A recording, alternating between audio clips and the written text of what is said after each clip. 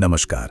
आज हम एक बहुत ही जरूरी मुद्दे पर बात करने वाले हैं। क्या कभी सोचा है कि पीएमएस और पीसीओएस जैसी परेशानियां आज की युवा महिलाओं में इतनी आम क्यों होती जा रही हैं? कुछ दशक पहले तक इन समस्याओं के बारे में बहुत कम सुनने को मिलता था, लेकिन आज ये एक बड़ी स्वास्थ्य चिंता बन गई है। तो आज हम इसी के पीछे छिपे आधुनिक कारणों को समझने की कोशिश करेंगे। तो सवाल यही उठता है कि आखिर ऐसा क्यों हो रहा है? ये वो बड़ा सवाल है जिसका जवाब हम आज खोजने निकले हैं। क्या इसकी वजह हमारी बदली हुई लाइफस्टाइल है, या हमारा खानपान, या फिर कोई और बात है जिस पर हमारा ध्यान ही नहीं गया?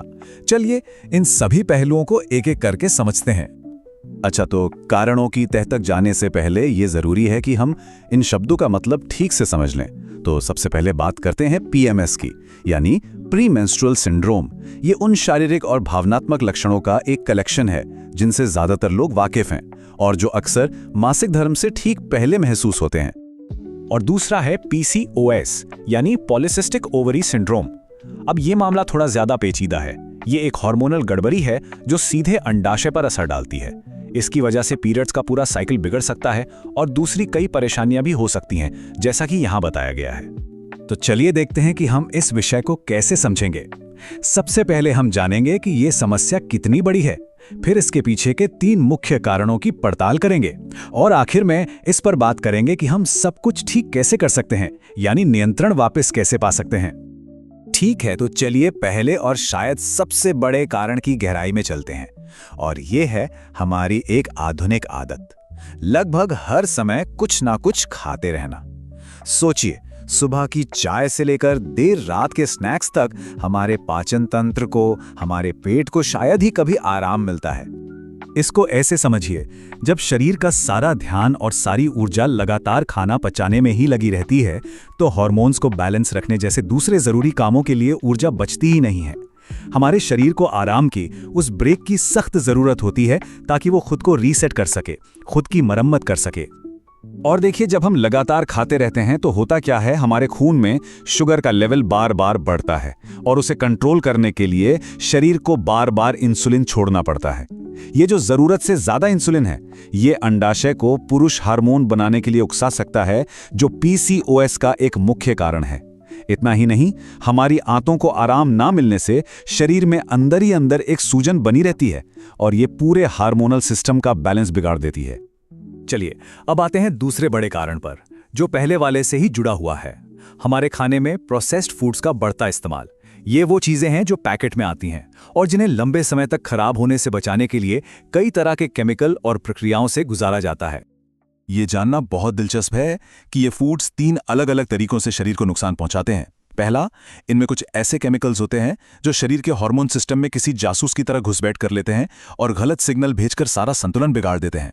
दूसरा, इनमें मौजूद बहुत ज्यादा चीनी शरीर से इतना इंसुलिन बनवाती है कि धीरे धीरे शरीर की कोशिकाएं उस पर असर करना ही बंद कर देती हैं। और तीसरा, इनमें हार्मोन्स बनाने के लिए जो जरूरी विटामिन और मिनरल्स चाहिए वो होते ही नहीं है।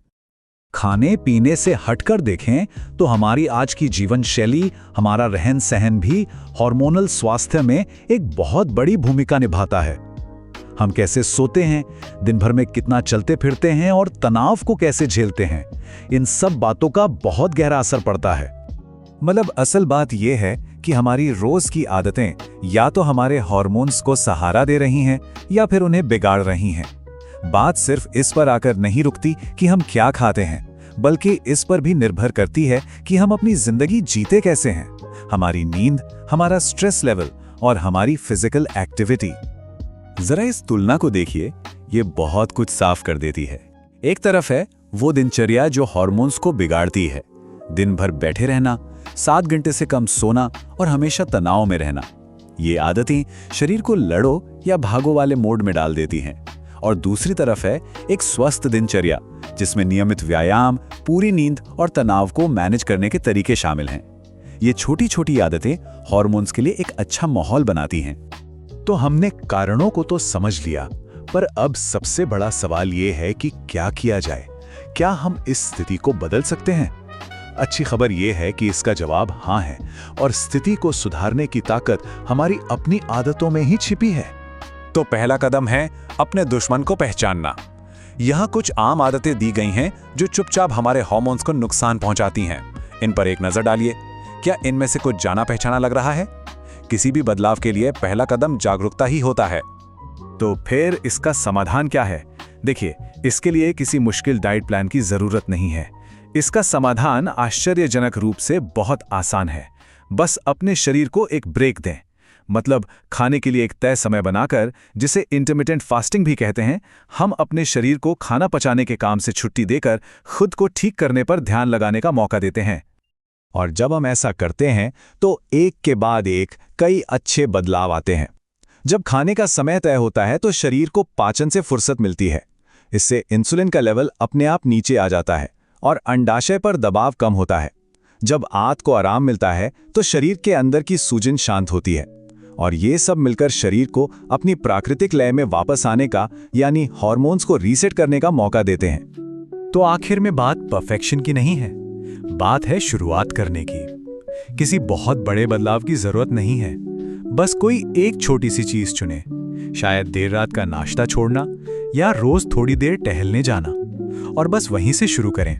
आपका आने वाला कल आपको इसके लिए धन्यवाद देगा। तो सवाल यह है कि वो एक छोटा सा बदलाव क्या होगा जिसे आज से ही शुरू किया जा सकता है।